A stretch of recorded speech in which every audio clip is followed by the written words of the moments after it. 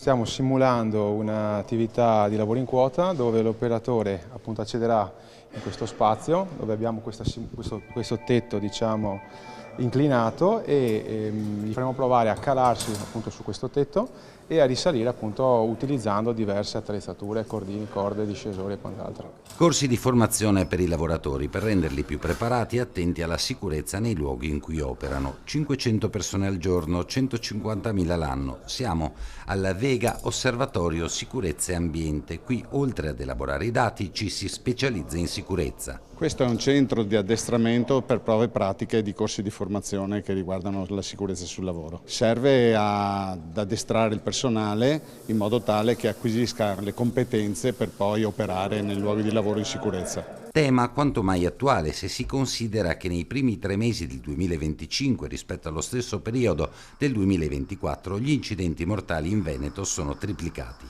21 decessi contro i 7 del primo trimestre dello scorso anno. A dirlo i dati elaborati dall'Osservatorio Vega, un'emergenza nazionale che registra un aumento del 10% di morti sul lavoro in tutta la penisola.